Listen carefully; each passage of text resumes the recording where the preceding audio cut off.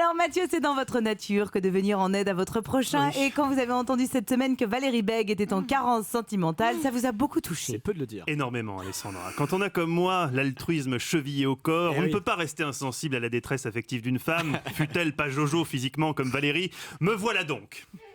Valérie, je me présente. Mathieu Noël, 1m90, 85 kg, 3% de masse grasse. Et surtout, seul membre de l'équipe à être titulaire d'un CDI à Europe 1. Ce qui fait que quand les autres guignols seront tous virés à Noël parce que Namias en aura eu marre des thématiques foireuses comme les épinards antibalistiques ou les partous de moustiques, et qu'il devra répondre devant la justice des lapsus borderline de Debré. J'appelle de Pigalle à Paris. Il est à Paris. Les petites filles de Pigalle. Attention Jean-Louis, les petites femmes de Pigalle c'est Serge Lama, les petites filles de Pigalle c'est Jean-Luc Lay. C'est très différent, surtout pour le juge. Bref, quand cette belle émission sera déprogrammée et remplacée par un best-of de Franck Ferrand, moi, douce Valérie, je serai toujours là. Dans mes bras, tu découvriras enfin ce qu'est un vrai corps d'athlète. J'ai chaud. Tu m'étonnes, c'est normal, tu visualises la bête. Je t'emmènerai dîner dans des restos prestigieux et romantiques, surtout quand c'est Sublet qui les présente. Un hôtel 4 étoiles avec spa et aussi une Winstub. Brasserie typiquement alsacienne. Et aussi une Winstub, brasserie typiquement alsacienne. Oui Valoche, au Winstub non. tu seras de nos limites sur ma Visa Electron.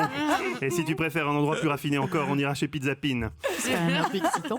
Bien sûr. Et il y a urgence Valérie, car ta réputation commence à être dangereusement compromise. Même les jours où tu n'es pas dans l'émission, l'information selon laquelle tu veux pécho grave est tellement présente à l'esprit des gens qu'au moindre sujet relatif à la natation ou à des types bien gaulés qui nagent, paf, on pense à toi. Si vous vous rendez aujourd'hui, en tout cas ce soir, à la piscine Roger Le Gall à Paris, qui pourrez-vous croiser? Valérie Bègue? Je le dis quand même, Youssou N'Dour suit parce qu'il rigole. Ça contamine.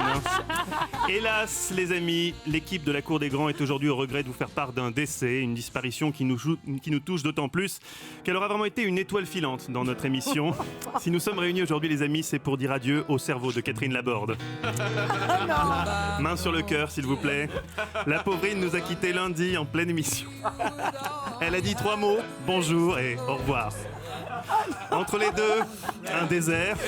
Alessandra a pourtant tout fait pour l'inciter à participer, sans succès, mais là où on a compris que c'était grave, que l'origine du problème était d'ordre neuronal et que le Mistral avait tout emporté dans le cerveau de Catherine, c'est quand Jérémy a expliqué ce qu'était le crowdfunding en sublé, et que 5 secondes plus tard, Catherine avait déjà oublié ce que ça voulait dire. Alors, le crowdfunding, vous savez ce que c'est? Oui. C'est le financement participatif. Catherine Laborde, vous savez ce que c'est que le crowdfunding? Du coup, non mais vous comprenez Non mais il vient de le dire. Toi, il y en a comprendre les mots du jeune monsieur. Non mais vous avez compris ce que c'est? En fait, non. La Fondation Alzheimer attend vos dons. Donnez. Un jour, ça peut être vous ou un proche. Moi, j'ai déjà pris mes dispositions pour Guy. Marc Dorcel s'en est pas plein. Hein. Mais c'est drôle. oui, c'est... Ah merde, j'ai oublié ce que je voulais dire. Ouais, bah, comme Dory, quoi. Un tour de bocal et c'est terminé. Bon, appelez Nemo et nous on continue. Ensemble, faisons reculer la maladie. Heureusement, cette semaine, le rire a également été au rendez-vous. Un rire pas très fin, certes, mais rafraîchissant, avec la rencontre de 2 grands esprits, Jérémy Michalak et Jarry.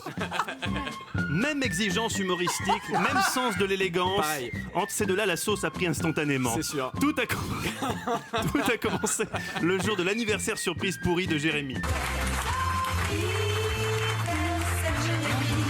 C'est l'anniversaire de Jérémy Michalak. Happy birthday, darling. Merci, c'est gentil. Assurez-moi, mon cadeau, c'est pas Jarry. Si, tu m'as soufflé la bouche. Jarry, personnage étonnant, à la sexualité que j'aurais d'abord prudemment qualifiée d'ambiguë et qui s'est finalement avérée très claire au bout de 3-4 interventions.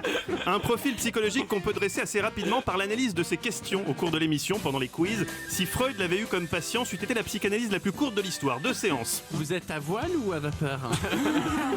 Plutôt monocoque ou catamaran? J'adore. Est-ce qu'il a écrit ce qu'il a subi en cellule?